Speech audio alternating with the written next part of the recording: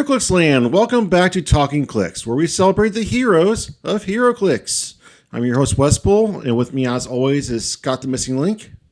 Good evening, fellas. We have a special episode tonight. Who's our guest this evening?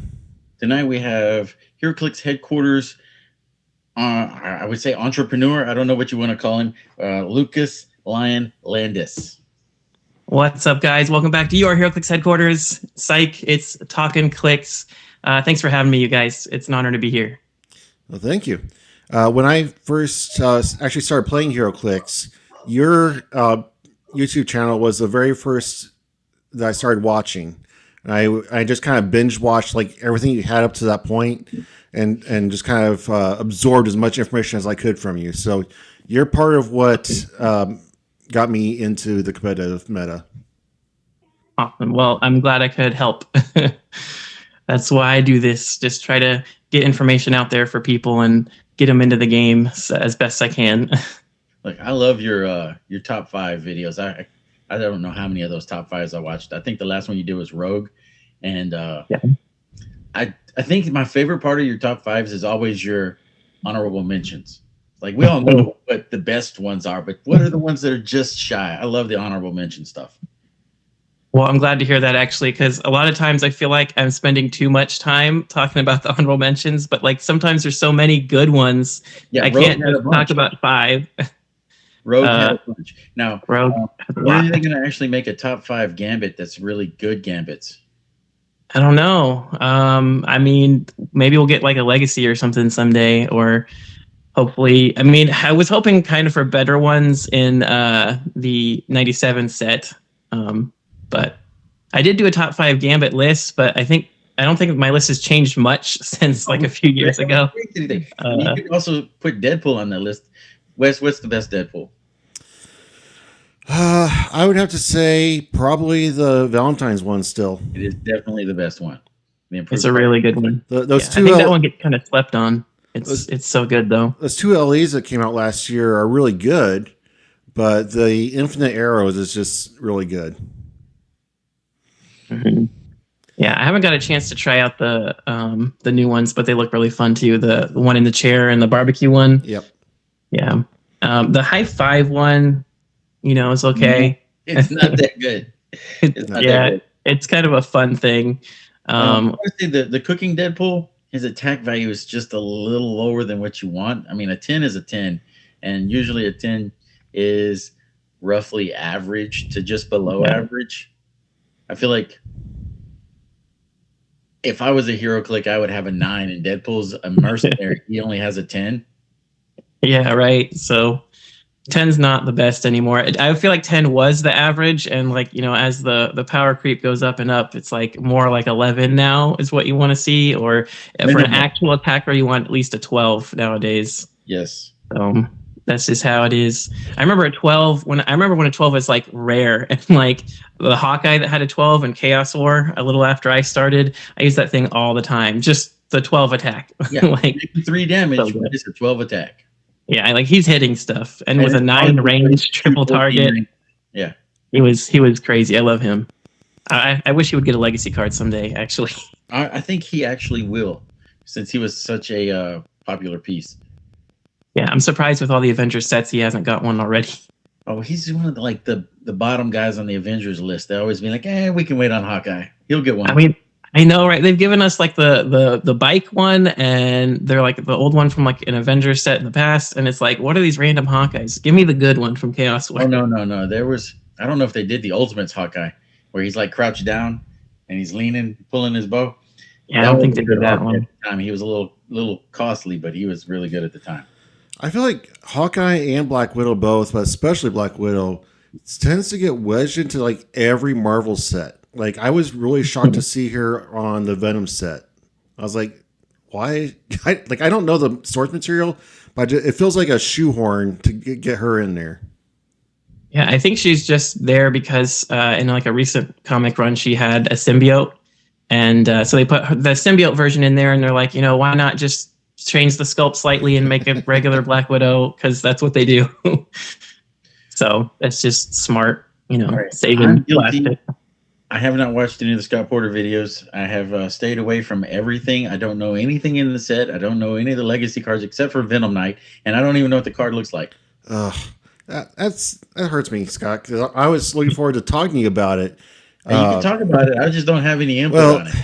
Not so much about the dials or anything, but for whatever reason, Scott has done this video series in fast forward. He's just like, let's get through this as quick as possible. He doesn't even read some of the cards. He just flies through them. And there's some mixed opinions about it. So I wanted to see what your guys' views on it were. It does go much faster. And you can pause the screen and look at the dials as much as you want.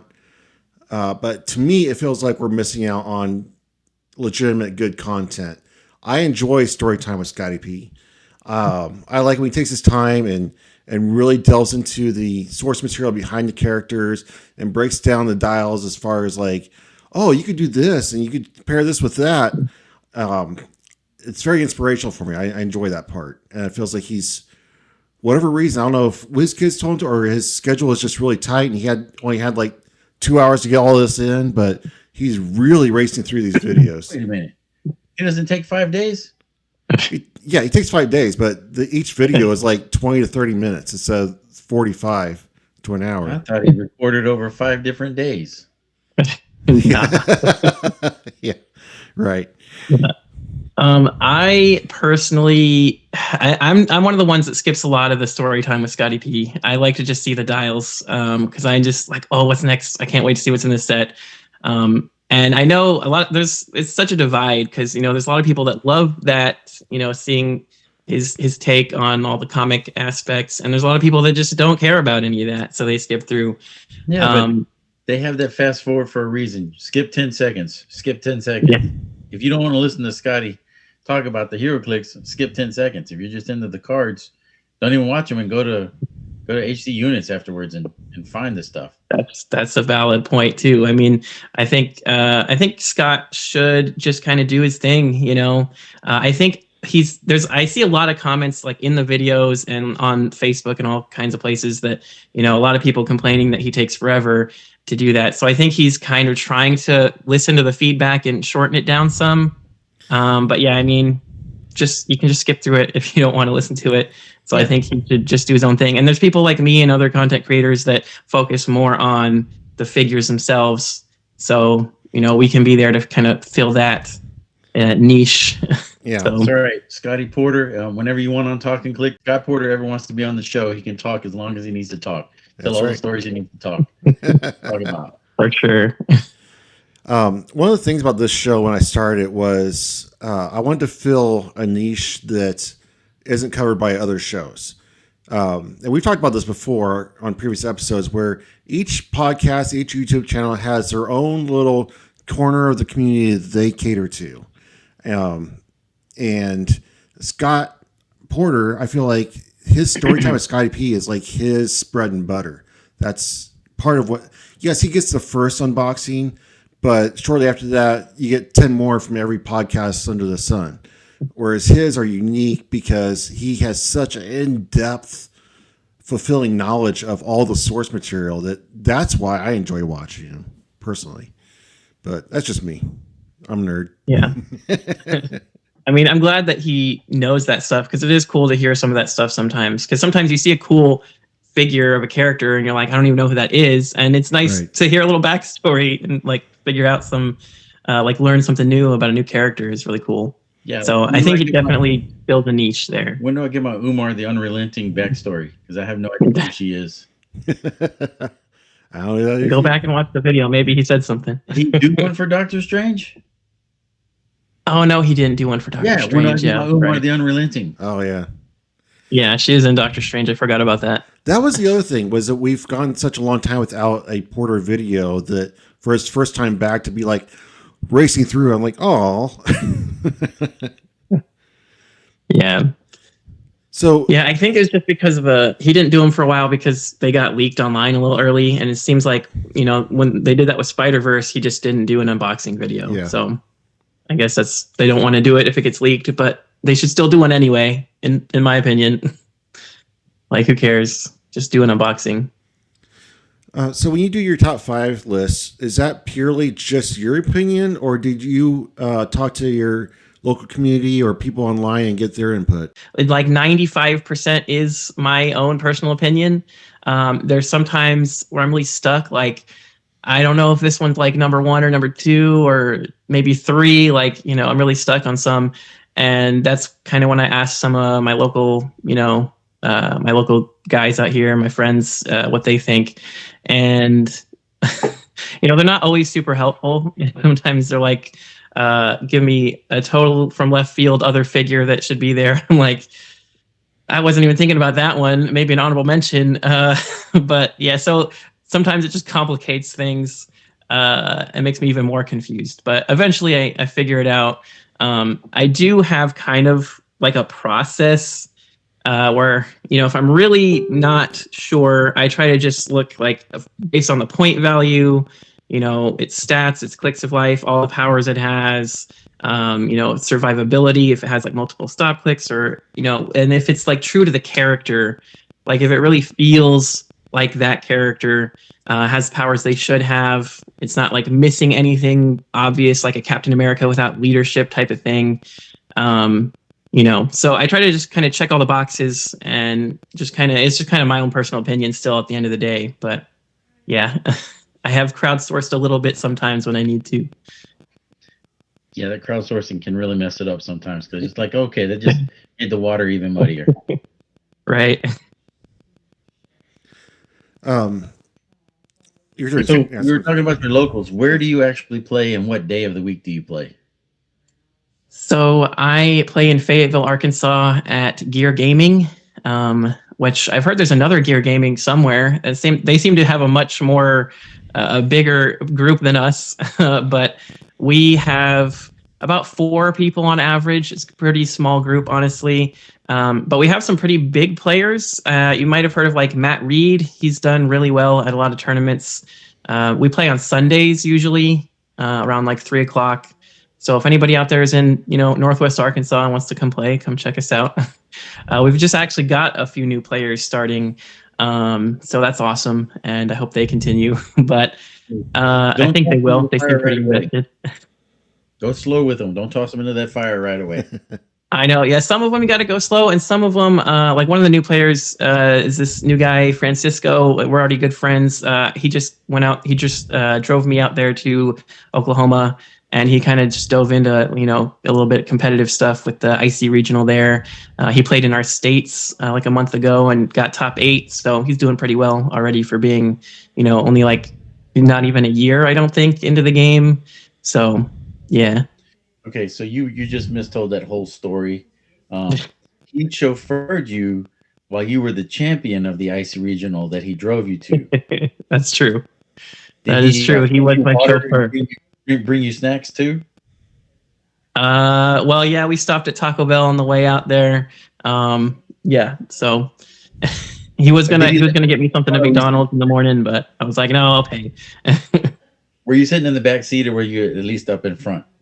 I was shotgun. Yeah, I was in the front. Okay, just want to make sure that you're not just treating him like a chauffeur. Right here, drive me to this event. Nah. No, we were just talking Heroclix the whole way too. It's like a 3.5-hour drive, and we were just talking the whole time. Okay, those drives are awesome. I don't know if Wes has been on any of those drives, but when we go to from Houston to Austin or Houston to Dallas, it's 3.5-4 hours. And the drive there, no matter if we get up at 6:00 and leave, the drive there is entertaining. Everyone gets to play their games. And the drive back, no matter if you're leaving at cut because nobody made cut or if you're there until the end of the thing, that drive home is like everybody gets to go over their games and all the awesome stuff they saw. So group driving is the way to go if you're going to have to go 3 hours. The longest I've traveled with my team is about 2 hours, just north of Chicago. And that was for the Kilted Classic, PJ's event a couple years ago. And that was fun. And it's actually the year that the Scott Porter figures were released that day. So we had all this brand new information to break down on the way home during that 2-hour drive. Now, there are limits to that. Like if I have to drive to Indianapolis, that's a 16, 18 hour, 20-hour drive. That's a little long to just be hanging out with your friends talking clicks. It's like, okay, guys, we got to talk about something else too. I don't know. I could probably talk for 16 hours, but yeah, you can. But it's just a long way to go. It's like, all right, who's next? I got to drive. Yeah. Somebody else got to drive. I got to sleep. I don't think I would drive more than the longest I've ever driven to go to an event is like 8 hours. When I went to the Heroclix for Huntington's a couple years ago, I think that's probably the longest I would go. But that was by myself too, so I didn't have any company to talk with or anything. But yeah, usually I'm lucky that I'm only like 4.5 hours from where do they have Worlds every year? Memphis. So yeah, it's nice to it's a pretty short drive to go to Worlds for me. And I think we're going to have some people come with us this time for once, because usually I'm driving by myself too. But yeah, it should be much better with some company. Hey, but when you drive by yourself, it's just podcast after podcast, or you're listening to audiobooks or something. Right. So it's not all bad. All right, Lucas, we kind of glossed over the big news there. You've been crowned champion once again. You want to tell us a little about the event and your team? Yeah, sure. I actually was going to do a video probably coming out like tomorrow. I just finished editing it. But yeah, my team was kind of just like the best hits of Pulp. Like I kind of was just kind of going through my mind of like, okay, what was everything that was good in Pulp the last couple of years? This. Okay, let's just play that. So I didn't really try too hard, honestly. But it's like, of course, Blue Marvel from Avengers Forever, super good. Pulse Wave knockback, running shot. With Red Widow, charge, flurry, blades, exploit that can get another attack if she rolls too low on the blades. Doctor Strange from Avengers Forever that makes the Astral Stranges, can TK himself and all that, super good. Orb and Spiderling, that combo is pretty disgusting, honestly, with the die replacement. Yeah, I mean, there was I think like 3 out of 4 games I crit missed, or I rolled a 1 and used Spiderling to make myself crit miss, and then just use Orb to turn it into a crit hit. So it's nice to just flip that bad luck into a crit hit. And they're just so good together. And Orb's such a good attacker. Manifold I used to carry Orb and Spiderling around, so I had 2 probs on every attack pretty much. And Ironheart was my main attacker. I think she's basically like the prime Spider-Man of Pulp, because whenever she has 2 action tokens, she can free make an attack. And yeah, she's just super good, like penetrating precision for 4 damage. She's crazy. Okay, so you didn't see Lightning Lord and Debris. Those can be some nasty teams too if you see stuff like that just piled up on it. Yeah, I went against like 3 mystical teams and a robot team. So it was just a lot of mystics to deal with, which honestly my team is pretty okay with, because thankfully Ironheart has Invincible, so she doesn't take the mystics. And then, with Blue Marvel, he can just Pulse Wave to kind of ignore it. So I was pretty well prepared for a lot of mystics. I also had Shuri to give the vibranium weapon to Ironheart, so she's shooting for 5 each time. So yeah, pretty fun team. Oh, and then Timebreaker also, just for that little extra movement sometimes. Just super clutch when you need to get a couple extra squares somewhere. They're very useful. So I think congratulations. Thanks. Were there any what? Moon Knight's running around. Moon Knight's not that I saw at our event, but I've seen online they get pretty far. I was very tempted to play Moon Knight myself, because I've played him a lot in the past at a lot of Pulp events. And yeah, he's really good. I love Moon Knight. Just the auto heal. It's so good. So good. I saw a team that was pretty interesting that had him and the Supergirl from, I think, Masters of Time. Every time somebody gets hit, she can heal them 1. So, with the stop clicks for the heal, once per turn. Yeah. Once per turn. But I mean, that basically gives him like 4 stop clicks, or, like an extra stop click every turn kind of thing. It's pretty nut. That was going to be my next question, was if there was anybody you wanted to shout out or that you thought was really good or had an interesting team at the event. Yeah, at the event, well, I went against like a Dormammu team, and I went against a Black Adam team that was in the finals. So that was the biggest challenge for me. Was I knew I could handle I had to get rid of the Black Adam like immediately, or else it was just gonna, wear me down. I was able to just one turn the Black Adam between Ironheart getting 2 good hits in, and then getting Red Widow in there to finish him off. So that was a really strong team. And then I would say there was also a robot themed team I thought was really cool. I think that's the one I actually struggled the most against. But I got really lucky again with getting Red Widow in there to one turn his, what's the dude's name? The one that can like pick 3 powers or something. And if you share a power, you can only take 1 damage from them. Amazo, I think, from Justice League Unlimited. So I got really lucky dealing like 10 damage off of the two blades attacks from Red Widow, just insta kill him. And yeah, so I definitely had some lucky die rolls to like, my dice were pretty much on fire all day. So I can definitely say luck was a little bit involved, but I did manage to, 400, like wipe everybody 400 points on all the teams. So the team is pretty nasty. It has so much damage. How do you feel about the 400 silver overall? Is it a good format that you want to see continue, or do you prefer some other types of pulp? I like it, honestly, a lot. I like pulp in general, and we don't get to do a whole lot of it, but I am a fan of it. I think it's a good format, even though I'm like, it's a double-edged sword because it's really good for like the newer players to get started with. But, even though it's good for newer players, like I know there's a lot of like hardcore players that don't like it because they spend so much money on the big meta figures. They don't want to bother playing the little pulp stuff.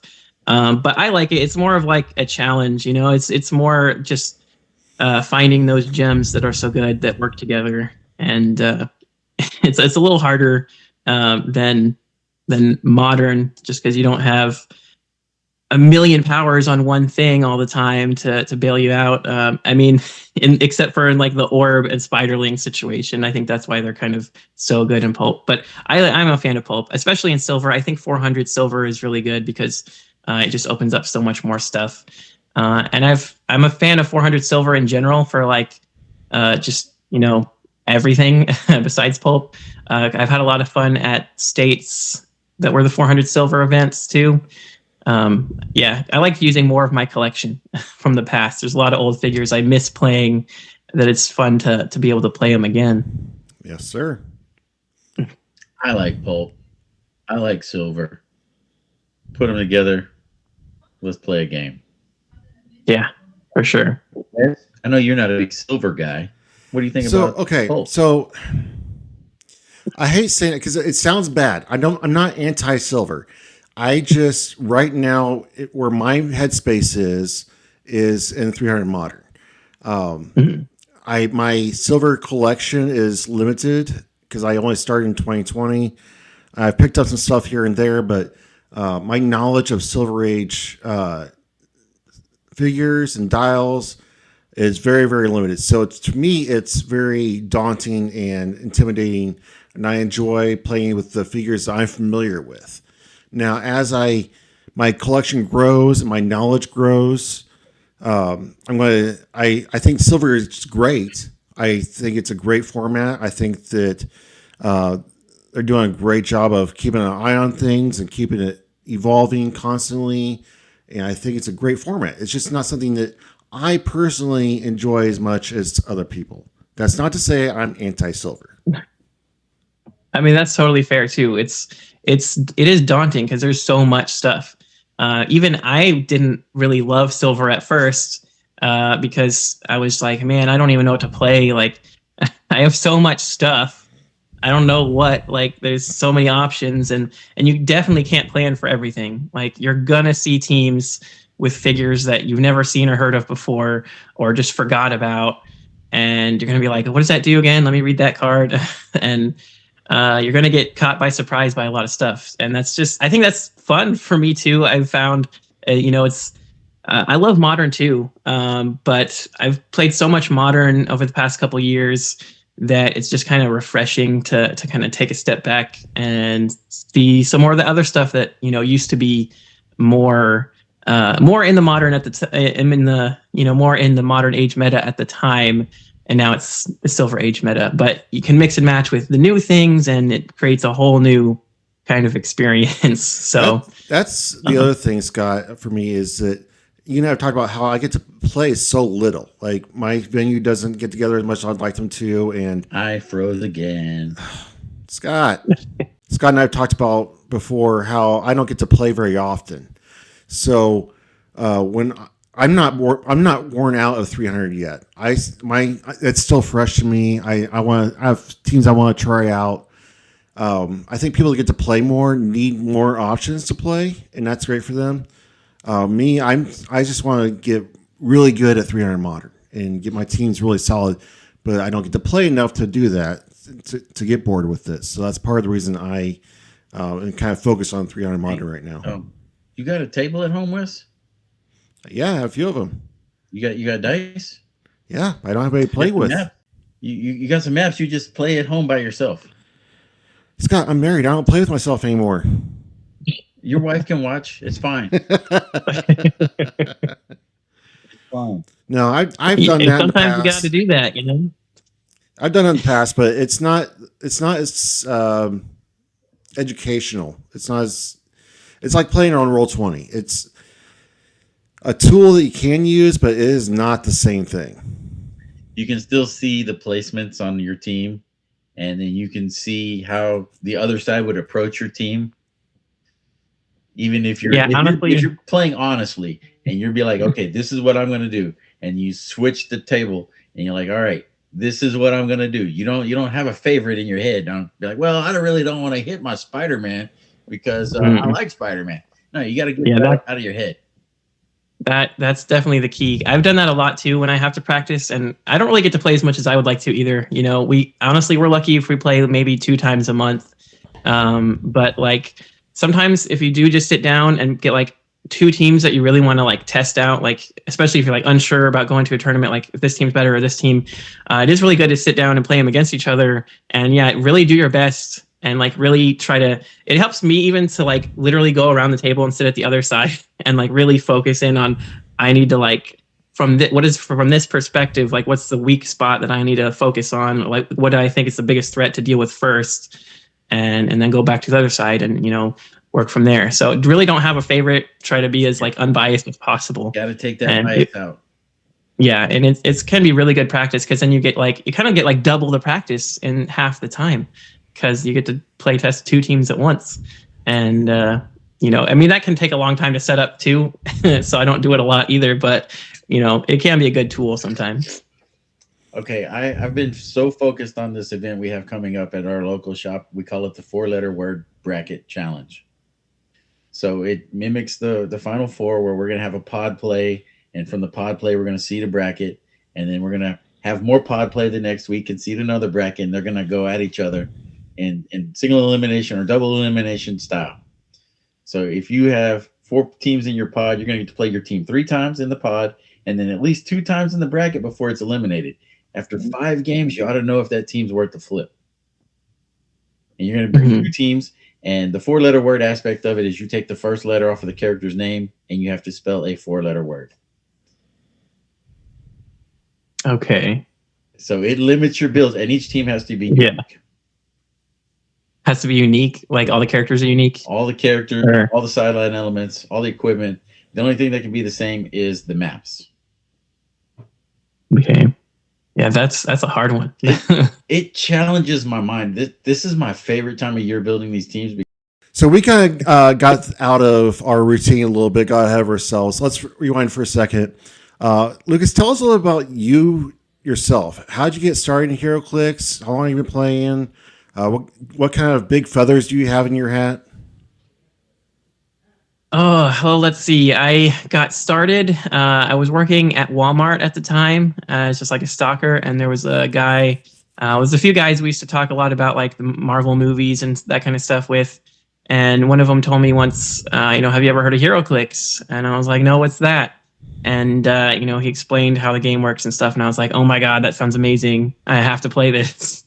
And then we he gave me some figures, and then I told a friend of mine, and he wanted to play with us too, and we split the Avengers movie starter set. So this was back. I mean, this came out before the movie. I feel like it was like 2011, maybe it might have been 2012. It was back in that time when I started, and we split the Avengers movie starter set, 3 figures each, and probably played really badly a few times before we kind of figured out the rules. And from there, it's been a lot of fun. I've been learning more and more. A lot of those friends don't really play anymore, but I stuck with it. It became an addiction for me, and so that was it's been probably going on like 14, almost 15 years, give or take. I remember like Chaos War and like Marvel 10th Anniversary were like the first sets that I started with. As far as any major like event wins or anything, today or yesterday was a good one. With that Icy Regional, that was cool. There was only like 8 people though, to be fair, so it wasn't like a huge amount of people. But I still did good. A win's a win, man. A win's a win. Yep. Right. So let's see. There was a rock qualifier I won a year or two ago. That was a big win for me personally because I mentioned my friend Matt Reed earlier. He's a big player. He was like undefeated at Worlds. He had to leave this last year. He could have gone a lot farther. He was like top 16 or something. But anyway, at this event, it was back when he was really using his famous Master Mold team. Where he spawns in a bunch of Sentinels and the Scott Porter figures because they have all the keywords. So they have Sentinel and you could spawn a bunch of those in and Pulse Wave stuff. So that was a really hard team to beat. But it was just us in the last 2 in the finals. And I managed to like one turn the whole freaking Master Mold. So there's a video on my channel of that. It's pretty crazy. That's awesome. That was one of my favorite teams from a couple years ago was my Wong with Miss Marvel. Wong just moves up and then flurries, and Miss Marvel places adjacent and empowers him, and then flurries also. And I had the Hawkeye and Hawkeye for the running shot, make 2 attacks. So that was a fun Avengers team. But yeah, that was a pretty big one. I made top 32 at Worlds. Was another pretty big one for me. It's the best I've ever done. I wish I could have made 16 or 8. But as far as Team Worlds, last year we made top 8 at Team Worlds, and the year before that we made top 2 at Team Worlds. Nice. So, yeah, we had some pretty close calls there. Almost got all the way. That was me and my friend Matt Hinton, different Matt. When we got second place, it was also my friend Spencer White. And they're great players, they're some of my best friends. So it was really great to get that far with them. And, it's just, I still remember that game and the final 2. Matt won his game, Spencer lost his game. So it was pretty much up to me. And I remember I had flash or reverse flash for Masters of Time with the hypersonic flurry. And he went in there to finish something off. I think it was like their prime blue beetle or something. And he flurried, 2 attacks with precision strike, and he freaking hit a 6 on super senses twice. And so he couldn't finish him off. And then he had a really good, turn to reverse that, and just couldn't come back from that. But it was a great game. It's just so cool coming in second at teams, and then I think that's all the major wins I've had. Top 2, top 8 at teams is awesome. And I won. I was second place at Arkansas States, like 2022 or something like that. So that was a pretty good one for me too. And I can't believe I lost that game either because I beat that guy earlier in the Swiss rounds, but he managed to beat me on the final 2. But yeah, I have a lot of those gameplays up on my channel. So, or some of them, the Team Worlds, you can all see on Dial H too, if you want to watch any of those. Doesn't it seem to always work that way that the team that wins in Swiss loses later if they match up again? I've heard Yeah, that a lot story of so many time. times. Yes, yes. I would say the 2 Louisiana State championships I won was against the guy I lost to in round 3. I met Yeah, him I feel like and beat him. in mine, I feel like it's because I beat him so quickly in our game in Swiss. I didn't even get to see what his team did really, and then he kind of surprised me with some stuff in our later game after I missed some attacks. So it's like, oh man, and I couldn't, I couldn't make it go back my way fast enough. So it is what it is. I still walked away with all the figures I wanted from the prize pool, so I was totally happy with that though. Excellent. All right. Y'all know that the Olympics are done? I heard about it. I have a I heard that was happening. So back when the Olympics first started, they had to compete naked. Do you think Heroclix should adopt that rule of where you compete naked?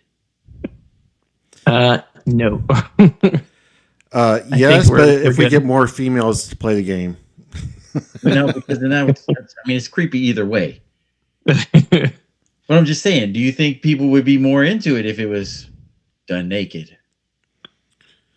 I think it would be very hard to keep people focused. I think people would be more focused, not wanting to know what's walking around. Just saying. Laser focus. Your internet is not laser focused. It's not. Scott. Marco. Polo. Okay. Oh, this is going to be a long day tomorrow. All right. How did Heroclix Headquarters get started? I'm sorry, but I can't take. How did it get started? Well, we were, locked down and stuck in our homes and didn't have to go to work. So that was a big part of it. And yeah, I'd been wanting to start a channel for a while. Back in my day, I used to watch like Mr. Clix Flicks, Married with Clix, a couple others occasionally. I think it's pretty much mostly them too. And I was always thinking it'd be fun to start a YouTube channel of Heroclix myself. And, like I said, 2020 lockdown, didn't have to go to work, had a lot of free time on my hands. And I thought now's the time. And really my wife too, she was like, you've been wanting to do that channel for a while. You don't do anything right now. You might as well. And I was like, you're right. I might as well. So, she was a big help too. She helped edit a lot of my videos in the early days. And, just kind of giving me that push to get started was all I really needed. So, and here I am now. And I would also say that, it's just, I didn't realize how much fun it was going to be. It is a lot of work. I didn't realize how much work it was going to be either. But, staying consistent, I had a lot of fun like challenging myself to do a video every other day for the first year of my channel. I think that really helped to get it out there as much as it did. Because I had so much fun doing the top 5s, and that's why I still do them to this day. They're still a lot of fun. And just, sharing team builds and all that kind of stuff. So, because again, we couldn't get out to play as much. So it's just nice to have, people comment and get to talk to people about the game some more too. So, yeah. So all I bring to the show is I try and get the guests scheduled, and then I give Wes trouble with editing. No, editing's not the fun part. Editing sucks. I gotta give you props for doing your show solo. I struggled really bad with that, and when I brought in Scott, one of the reasons that I feel like the show has been successful as it has been is because Scott and I have this banter back and forth. We rarely ever agree on anything. It creates for a natural conversation between each other. And I feel like the audience gets to be involved in that conversation too. So, Scott, you bring a lot to the table as far as just content. I agree with you all the time. What's that? I agree with you all the time. I don't know what you're talking about. We agree to disagree a lot. Wait a minute. I think you're kind of disagreeing in the fact that you're agreeing all the time. That's the whole reason I'm saying it. I think Heroclix should be played naked. I actually agree with you on that one. Then I disagree. You should I have disagree. loincloths at least. Yeah, we should all play. When you play Hercules, the new Hercules Iconics, you got to play in a loincloth. That's Oh my the god, new rule. I want to play the Hercules and the Hydra so bad. They look so fun. I can't wait to try them out. Still. I think everybody should dress up in costume with a figure on their team. Oh, wow. Why Yes. can't I be Sub-Zero if I want to go as Sub-Zero? You gotta have Sub-Zero on your team. But there's not a Sub-Zero in HeroClix. There should be. I actually thought that would be a fun video to do like a cosplay HeroClix where everybody has to be in a costume or something. I thought that would be fun. You ever see those in I think it was in one of the Harry Potter movies or something where they did like life-size chess and people were the pieces. We could do that with HeroClix. Live action HeroClix. There's been a HeroClix. I mean, it wasn't very long, but there was a HeroClix live like that. I do have a question for you. What is your occupation outside of making YouTube videos? Currently, I actually still work for Walmart, but in a different capacity than I did years ago. So I work kind of like, it's hard to describe. It's like I work on the phone and do emails and stuff, but I like help the stores. So it's like a store support thing. So like, whenever a Walmart has like we got like 1 million chairs and we're not going to sell these chairs, like we're super overstocked, and then they call us and we help them out with either getting them sent back to the return center or like marking them down to sell faster or whatever. And things not ringing up, things being the wrong price, that's all our kind of issues. So I kind of deal with that stuff all day. It's not super fun, but it is what it is. It's a decent paying job anyway. Part of the logistics of it. Yeah. So next time I have an issue at pricing at Walmart, I'd be like, I know the guy.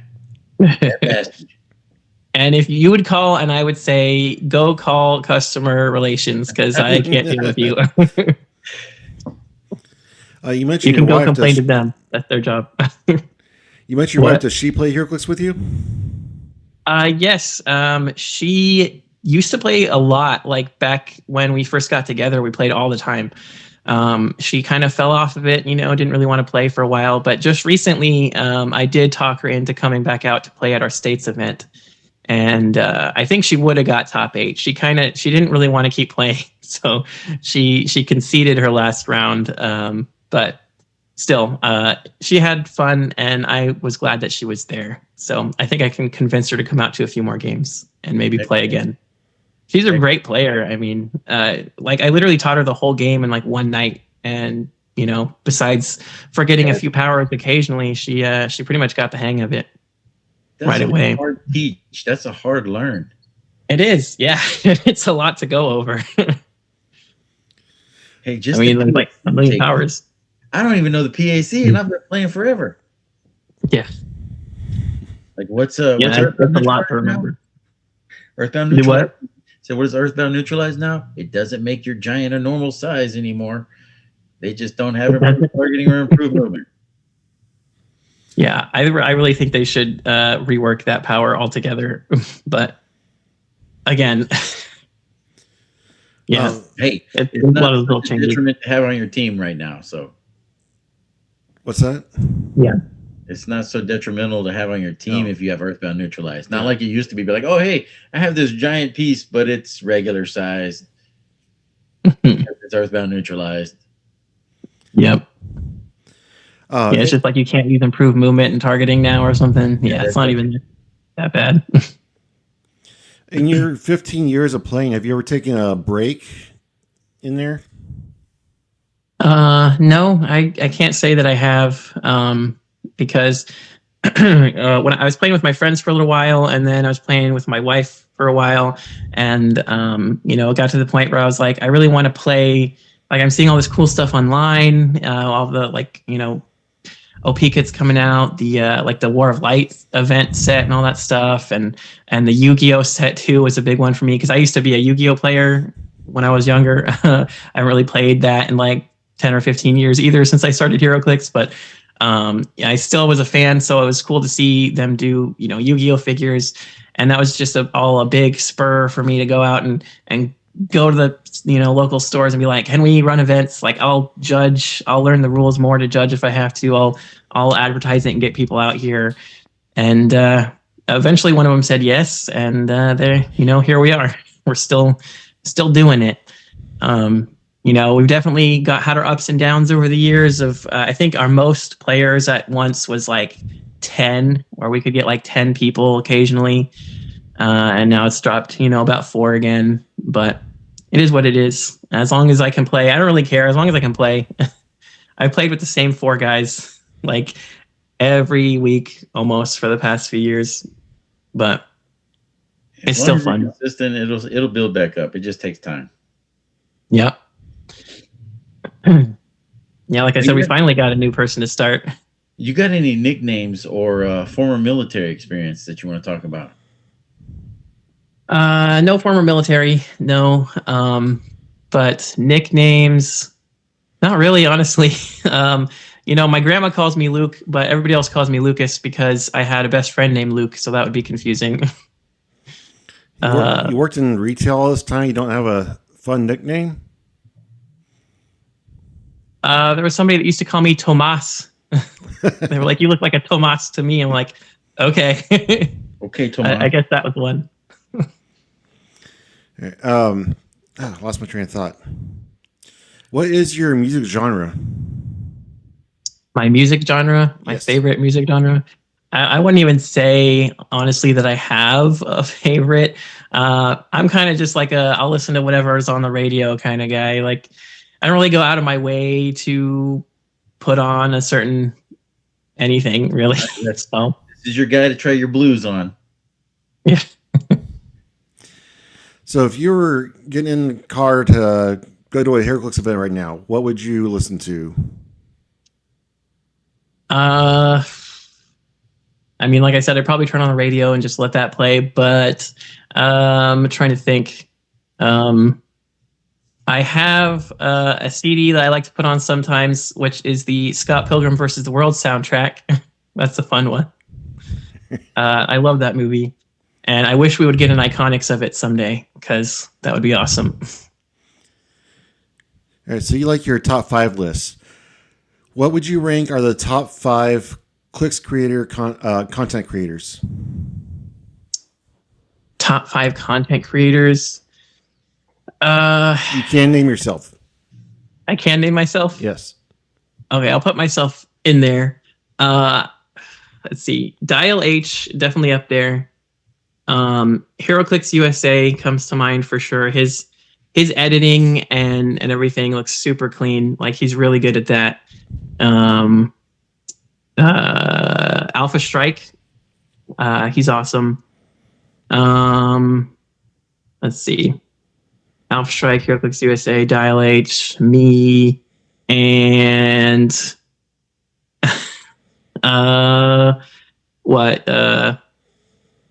who comes to mind? Like Clicked Off, or that'd probably be my 5 honorable mentions. What Say You, Antonio? He's awesome. I know I'm blanking. I know there's a bunch of them. I just can't think of all their names. Yeah, I'm still the finding coffee people. one. I'm still trying to find content creators. So I'm like, oh hey, there's another one that I haven't even heard of. Let me go check them out. There's a lot. My Toxic Clix, they're awesome. Yeah, there's so many good ones. I mean, I think everybody's good. Everybody kind of does their own thing. Dice Station Zebra, they're good too. They do a lot of the unboxings and gameplays and stuff. Everybody kind of has their own thing, which I think is really cool. So it's just kind of what you're into. I try to be very diverse and do a little bit of everything. But the top 5s are probably what I'm best known for. All right. Speaking of top 5s, you want to do a top 5? Yeah. Is my internet working right now? Can I do a top 5? Yeah. Let's hear it. Yeah. Top 5 iconics. Top 5 iconics. Let's see. Who's your number 5, Wes? It's hard to rank I have them, them but around me. Kong is definitely on there. You could just say, you don't even have to pick a figure. Pick a box. Kong for sure. Kong? Yes. Kong's definitely on there. Yeah, Kong's probably in the top 5, definitely. Juice. Who? Juice. Beetlejuice. As number 4? Well, so polarizing. I can see. I'm not ranking. I'm naming my top 5. I don't know which order they are. I can see Juice in there. Very polarizing. What about? Would you say Deadpool without the cable? No. Top 5? How about He's an honorable mention. Harley and Ivy. Would you put that in there? What do you think, Lucas? That's a good one. I was looking around. I got all my boxes sitting around here. So I was thinking Death of Superman's a good one, just because it's so big and has so many cool ones. The one with the Bane, that's an awesome one too. I like that one a lot. The Flash Iconics for sure is a really great one. I would definitely give the D&D ones at least an honorable mention because they all have a really good equipment in them. I was saying the D&D figures are kind of meh. Yeah. But I'm hearing y'all talking about me. All right. What do you guys think about the Peacemaker one with the butterfly and? That's a really good one. Yeah. I like that one a lot. I whatever the top 5 is, my number 1 is going to be the Iron Man Iconics. Really? That's my favorite one. Yeah, and forget the meta. That one's my favorite one. Okay.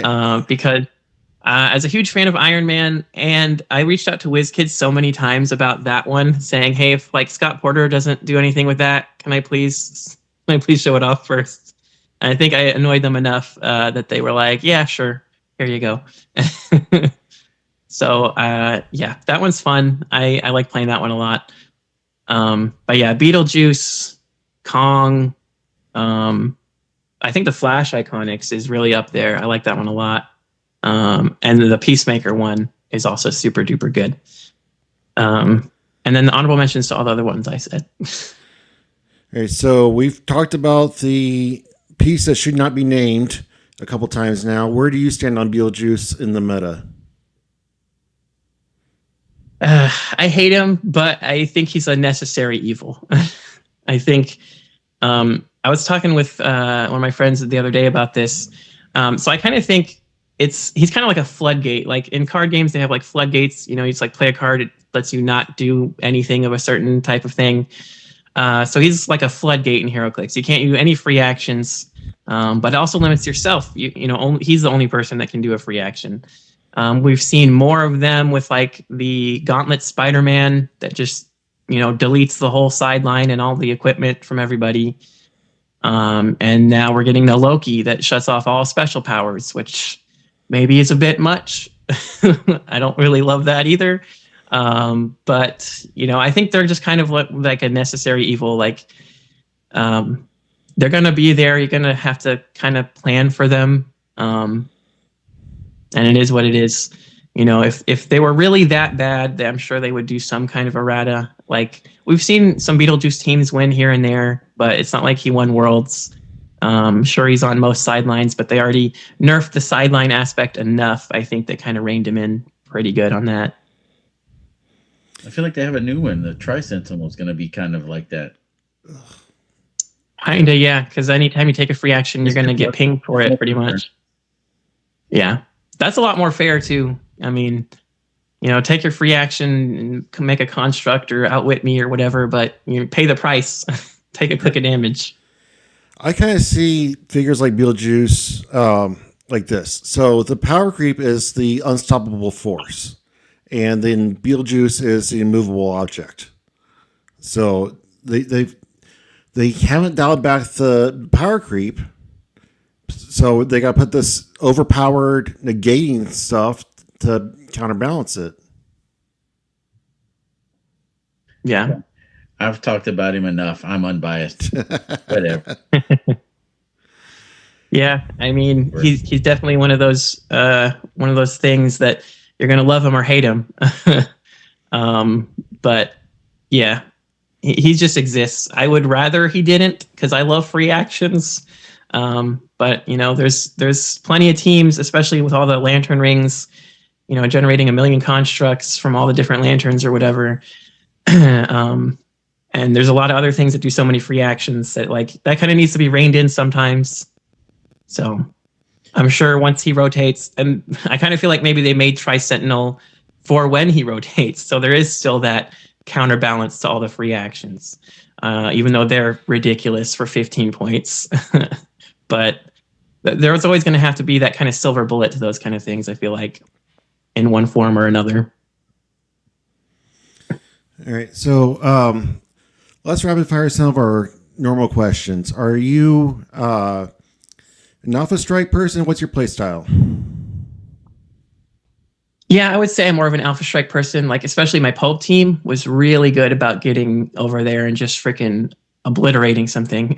I definitely love to get just like a really high damage figure that can, charge flurry or, shoot twice with penetrating damage and just delete something immediately. That's fun. But, I have definitely dabbled in the like defensive shell type teams. I mean, I took a Galactus team to Worlds, which it was a lot of fun, with the arena cap, and the Galactus takes up like half of his arena, and then you kind of just fill it with some other characters, and then they can't get into the arena, so they're going to always be a -2 attack and damage when they're attacking you. And that worked pretty well. I found that it wasn't offensive enough to really score enough points consistently to make top cuts at Worlds. So I didn't do too great. But it's one of those weird things because it does really well against a lot of those meta teams, but I happen to go against some weird teams, as you do at Worlds, some other defensive shells that were using similar strategies too. So, and that's really hard to deal with because then you're just shooting at each other and nothing happens because you're all so defensive. Have you ever played another cap team versus a cap team where you overlay part of the arena? Whenever I haven't had them overlay yet, but I have played cap versus cap a few times. Yeah. If you overlay it, just overlay a few squares where you can occupy those first, because no matter which side they're attacking from, it's a -2/-2. Yeah. Nice. That would be pretty hard to deal with. It's really, really agitating. I bet. Are you a better builder or a better pilot? Ooh, probably builder, I would say. I build a lot of teams. I really enjoy building teams. And, when it gets to game day, sometimes I forget stuff. So I misplay a little here and there, especially, like even yesterday at Pulp, there was a few times where my plan didn't go according to plan and had to adjust and it didn't go well, but I still managed to pull it off somehow. How do you open a booster? Is there a right and wrong way to open a booster? I wouldn't say there's a right and wrong way, but I do usually open it from the top where the tab is. I know some people like to prefer the bottom, but that's a little weird to me. I don't know. I'll do that sometimes on accident, and it's what it is, I guess. That's been an ongoing debate between us. Scott's an aggressive bottom, and I am adamant about the top. I'm a passive aggressive bottom. All right. You prefer modern or silver? Or yes? Yes, both. Both are good. If they both have their pros and cons. If you roll 2 dice until you hit a crit, is it going to be a crit miss or a crit hit first? Crit hit, definitely. I got that luck sometimes. What else you got, Scott? Right, so you've been to several events. Do you have a favorite? Is it H for H? Is it Worlds? Yo, local game store? Yeah, I would say Worlds probably. I have only gotten to go to the Huntington's event one time. I didn't get to go last year. So I know they upgraded a lot of stuff last year, so I didn't really get to see the difference. But I mean, the year I did get to go, I got to meet Scott, so that was awesome, and it was still a lot of fun. But I've been to Worlds like every year for the past 3 or 4 years now. just because it's so close. So I would just have to give it to Worlds. You get to see everybody, from all over the place. People actually come from all over the world to come play. So that's really cool. Awesome. What else you got, Scott? That's all my questions for this segment. All right. Do you want to do a quick advertisement for your channel? If people are going to check the comment section below and they're going to get a link to your show, tell them what they're going to find. If they're looking for content, why would they look for your channel? If you want to, like we've talked a few times about my top 5 lists. So if you're into specific characters, want to know like the best of each version of a character, that's a big thing. But like I said, I try to be very diverse. So I got gameplays, I've got team builds, I've got meta discussions from a long time ago. I plan to do some more of those. I used to do set reviews, and people ask me to do those all the time. And I promise I'm going to start doing set reviews again, starting with the Venom set. So we're going to have set reviews. And like I said, I got basically everything you can think of. Unboxings, of course, tons of unboxings. Can barely keep up with anything else from all the unboxings. But yeah, so pretty much anything Clix related, it's there. All right.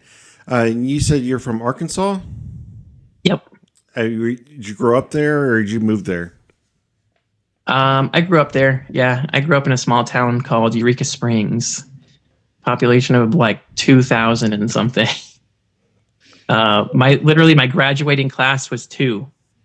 Nice. 2 people. Me and my best friend Luke. So who was the valedictorian? I guess probably me. It might have been him. I don't think we really had one. Valedictorian and salutatorian. They're right there next to each other. Yeah, right. Arkansas. This is our second Arkansas guest in the same month. Who else did you have from Arkansas? We had Jamie Jordan from Shots. He used to podcast. He has stepped away from the game, but we bring on retired players, we bring on meta players, we bring home the local players. It's whoever we can get on. We want to talk to. We want to talk about the game. We want to hang out. We want to have a good time. Put everybody in the hot seat and get all different kind of views on the people in the game. Yeah, that's awesome. All right. What is a character that, because you do all your top 5s and stuff, that you have seen made a lot in Heroclix, but they've never gotten the right feel for the source material? There's probably a few. I'm gonna go with Iron Man for now, and I only say that because if I could design an Iron Man, there's like at least 3 or 4 different things I'd love to do with an Iron Man. There's so many things. I feel like we get so many Iron Mans, especially in the past. Like they've slowed down a little now, but there's so many running shot, energy explosion, invuln, outwit. Like we've seen it a million times. But give me one that's a vehicle that can pop out a Tony Stark. Give me a Tony Stark that's got this secret identity mechanic from the Spider-Man set that can turn into an Iron Man when he gets hit or whatever. Give me an Iron Man suit that's an equipment object, like, the motorcycles with the multiple dials or the, destroyer armor. I feel like there's so much like untapped potential there that you can do with like the suit and stuff that I would love to see. I mean, like I said, the Iconics, I had a lot of fun with that. The house party protocol, like switching suits, generating new suits is really cool. And I just wish I could see more of that just because I'm a huge Iron Man fan. So yeah, I feel like they're a little lazy with him sometimes. That 200-point Iron Man is still a baller. Yeah, with the triple stop clicks. Yeah, he's good. I still love the old shifting focus Iron Mans too from the Captain America and the Avengers set. That was a fun one. What is your favorite? Oh, go ahead. What? I was just saying the Civil War Iron Man wasn't half bad. Yeah, he was good too. I like him. There's a lot of good ones. They made a lot. I wish they would legacy. Secret Invasion was like my Iron Man for the longest time, so I wish he would get a legacy. Wasn't he like 188 points? Or was that He was exactly 188 points, yes. But I love he had like Outwit and Perplex, and if he didn't use his Outwit, he could use Super Senses. And I just love to like sit him in hindering, Perplex up his defense, and then he's got like a 19 invuln with Super Senses, and you get the hindering bonus if they shoot you. So he was a lot of fun. I just wish they would remake him. He'd probably be like 75 points or something now, or less. But he'd be a cool one. All right. So right now you have to say yes or no. Is Robert Downey Jr. going to be the true Marvel Jesus and revive the MCU during Doomsday? I think so. Yeah. I think so. I think it's going to be their former glory. I think so, but I mean, I love the MCU. I know a lot of people have fallen off it, but I never. You know, it has its ups and downs, but I still love the MCU, and I think it's gonna kind of go back to that, you know, end game kind of era with Doomsday. I'm hoping. Fingers crossed. It's definitely gonna have an uptick. Yeah. All right. So anybody that's listening to this or watching this, if you like what you've seen and heard today and want to support our endeavors to celebrate the heroes in the game of Heroclix and the community. Are you sure you want to promote that with my internet today? I'll make it look and sound good. I'm a very good editor. It just takes me all day to do it. But we have a Patreon account. We do a drawing at the beginning of every month. And whatever I can find. I have a box of LEs up here. I've given away autographed Pogs of Scott Porter and the Lucas PJ Scott Pogs. I give away some chases. Whatever I have available. Beginning of the month, we'll do a giveaway. $5 and above, get your name put in, and your name gets put in an additional time for every $5 above that. In addition to other add-ons, like you get to be a guest host on the show, things like that. Right now we have 2 Patreon members, so one of them are getting something every month. But it's something that we're really doing to highlight more people throughout the community, not just the top meta players, but the newest players to the retired players and top skill level to no skills and everything in between. We just want the community to grow larger and get to know each other better.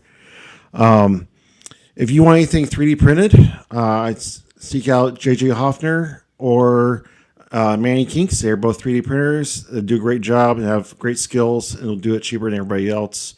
They are great supporters of the show, including Red, White, and Clix, which is officially back on. I'm going to forge forward, and I'm working diligently to make it as good as in the past, despite some hurdles recently. So, am I forgetting anything, Scott? No. Did we want to do a Final Four bracket with the anybody want to do a Final Four bracket with me out in Heroclix land? Hit me up. Hit me up here. Hit me up on my private chat. Hit me up on Discord, whatever. I want to do a Final Four bracket. I don't know what I'll prize, but nobody will beat me, so it's fine. I don't have to prize. All right, we're going to call it Scott Madness. March Madness Final Four bracket. All right. You know what? I will give a prize. If first place for the Final Four bracket will get a play at home. Or excuse me, I guess it's Deadpool at home. Nice. Awesome. So if you want to join and you win first place, you'll get this Deadpool at home. All right. So, Mr. Lucas, I know you're not a regular member of the show, but we do have a tradition around here. The scientists over at Talkn Clix Laboratories wanted to put together a special, unique questionnaire because the show is all about the community and the players getting to know you. You've been playing the game for over 15 years. You have your own talk show, done lots of videos, but do they really know you, Lucas? Do they know you inside and out? Do they know what makes you click? So the scientists and their lab coats at Talkn Clix Laboratories put together a ironclad, foolproof questionnaire that will penetrate your soul and reveal it to the community. Are you ready to answer these questions? I guess I'm as ready as I'll ever be. What is the first day of the week? Monday. Would you rather have banks, cats, or AI as the overlords of the New World Order? Cats. What is a petty hill that you're willing to die on?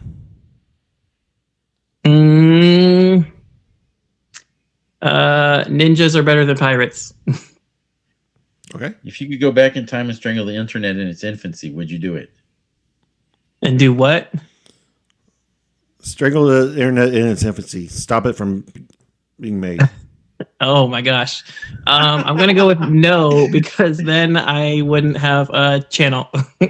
Okay, if you I could would go say back in time yes and fix because the of internet, Scott's internet right now sucks. Yeah. yes, it does. I want to strangle Yeah, it. maybe his internet specifically. All right, when you go to an event and you are come back home, how long does it take before you unpack all your stuff and put it back away?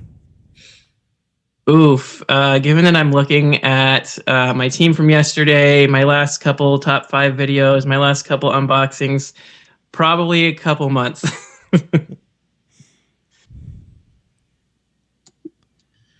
Probably too long. All right, can we hear me? Am I good? Yep. For now, All right. Who is on your Mount Rushmore of HeroClix opponents? Heroclix opponents. Ooh, that's a good one. Let's see.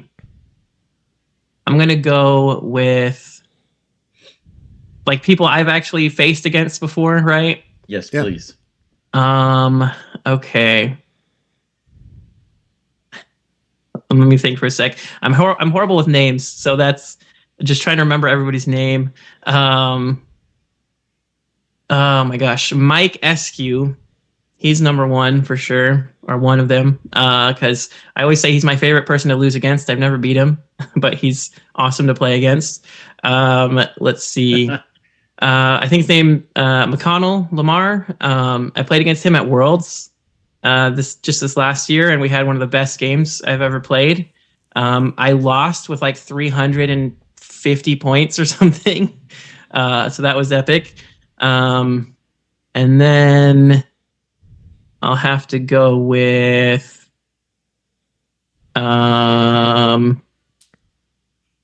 I'd go with my friend Matt Reed. Like I said, we had an epic game, and I practice against him all the time. And I'll round it out with Saul from Clix. He was world champ a few years ago, and I played. He's who kicked me out of the top 32 at Worlds a couple years ago too. So I'll go with him. awesome. Favorite breakfast cereal? Cocoa Puffs. All right, you Maybe Cinnamon Toast Crunch. dinner with anyone throughout history. Who are you eating with, and what are you eating? One person. Anyone in history? That's a good question. Let's go with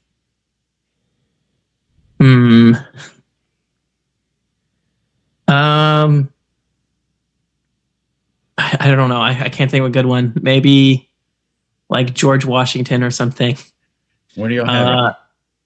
I'll probably eating like a steak or something, which might be hard if you had wooden teeth or whatever, but You can cut it up really small for him.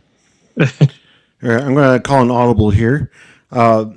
When you and your wife pick your side of the bed, how do you determine who sleeps on which side of the bed? She does. she does. Probably. Yeah. No, she definitely does.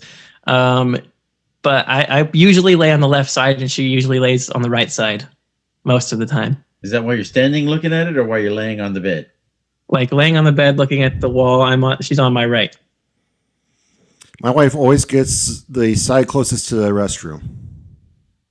Yeah, I mean the same thing basically. That's usually that happens to be where it is. Oh, you, Scott, how do you choose? My wife dictates. She's like, "All right, I'm ready to switch sides Yeah. of the bed. Can you see me? Can you hear me?" All right, say it again. I said she dictates where she wants to sleep. She's like, "All right, my side of the bed doesn't feel as firm or as soft as yours. We're gonna switch sides." And it's one of those air fill self Oh, I hate those. I had one of those once. Oh, self things. So I'm like, I don't understand. You just pump it up or bump it down. so uncomfortable. Yeah. It's whatever. All right. Do you sing in the car or in the shower? Sometimes in the car. What is the last book that you've read? Audiobooks and comic books do count. Okay. It's probably going to be a comic book. I don't really listen to audiobooks. Gosh, I can't remember off the top of my head. It's been a while. I don't get to read them as much as I would like to. It was probably like Venomverse, actually, ironic enough, since that's coming out, but Spider-Verse or Venomverse or something like that. All right, what's better, square pizza or round pizza? Like round with triangular slices. I prefer that. Okay. I said the animal that you are chosen to fight today is going to be a porcupine. You have no weapons. Can you win? Yes, maybe. Do I have no weapons? For this fight, no shoes. I have shoes. Okay, I could probably kick it. No shoes. No shoes. Okay, no. I think it's gonna get me. What is the last MCU movie that you watched? Whatever the last one that came out was. I just watched Wonder Man, but that was a show. What was the last one that even came out? Deadpool, Wolverine, Thunderbolts. Fantastic Four. Probably Fantastic Four. Fantastic Four. Yep, that was one. Yeah. All right. Who is your Disney princess? Ooh, Cinderella, I guess. I don't know. Not Princess Leia? Oh, okay, if you count that, maybe. I mean, doesn't Disney own Star Wars now? Right. How old were you, and how many tries did it take before you got your driver's license? I think I was like 18, because I wasn't really in a rush to get it, and I think it took me my second try. All right, sir. You have completed the Clix questionnaire. You have survived the hot seat. You are still living, so you can wipe the sweat off your brow. How does it feel?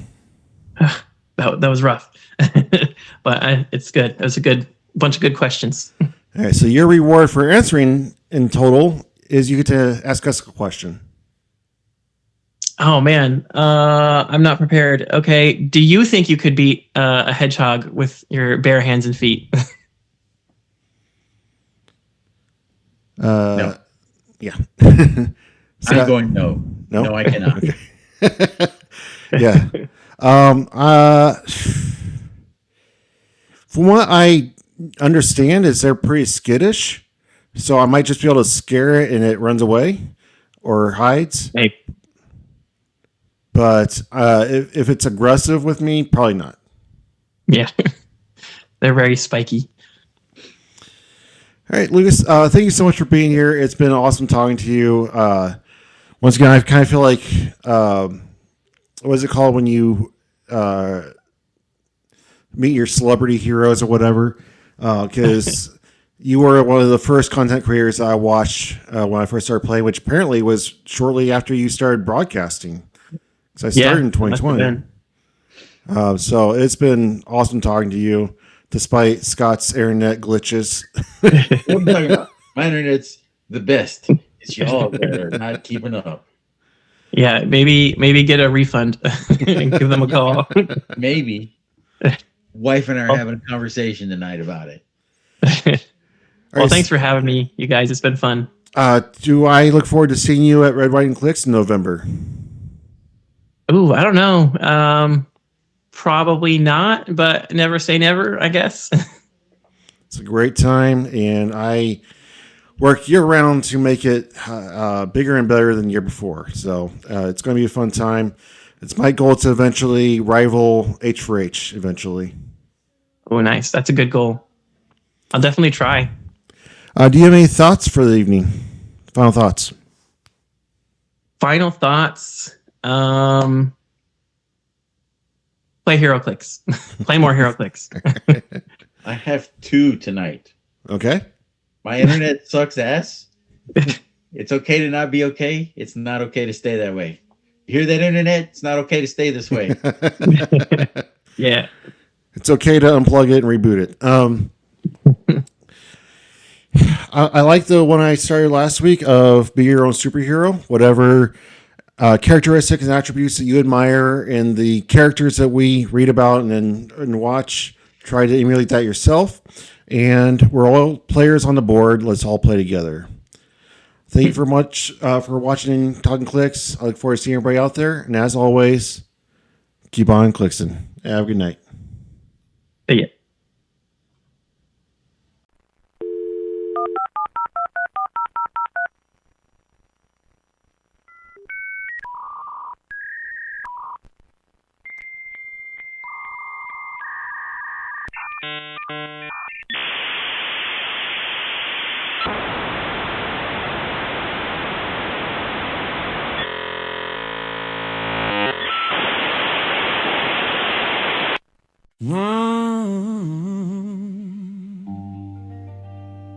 Sitting on Talkn Clix tonight.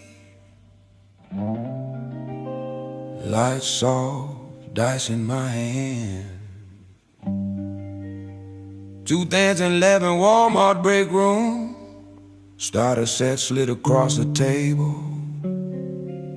and I was hooked.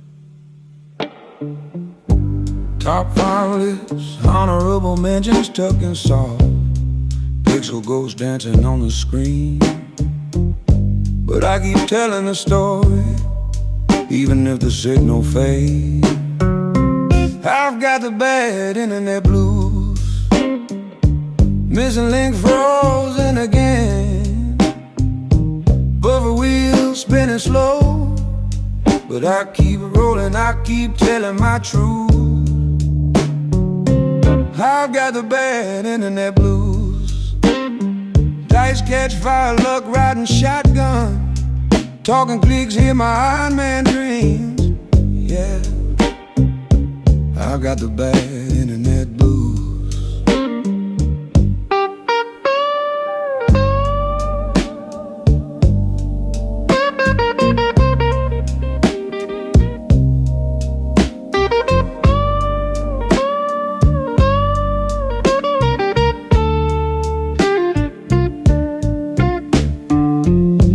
Oklahoma original dice on fire. Team so strong, luck sitting near. Every roll, every hero, every choice. Even if the pixels freeze, I keep telling the story anyway. Missing link yells something I can't hear a word. Buffer wheel laughing like it's absurd. Ninjas dancing past pirates in my story. I grin, roll another die. The story moves, it breathes. Even through frozen frames, it never leaves. We talk Iron Man, not just the arm of the man inside. Genius, fire, swagger, arc reactor, glowing quiet in the dark. Even if the stream cuts, even if pixels ghost, the story rolls on. Dice keep speaking, I keep leaning back, telling it all.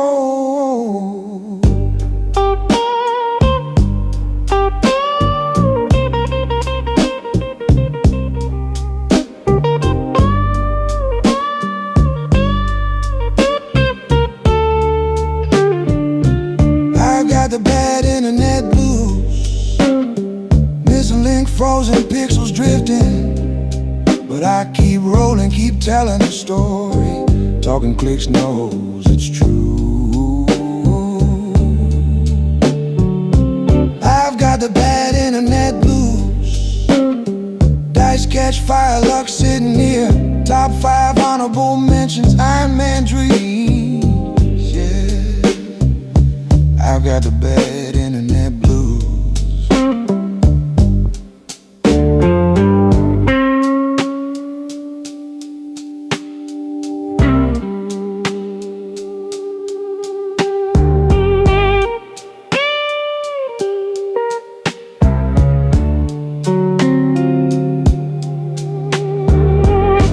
Bass and brushes off, guitar bent slowly. Glitch effects fade. Dice rolls echo faintly. Screen freezes one last time. And still the story rolls on.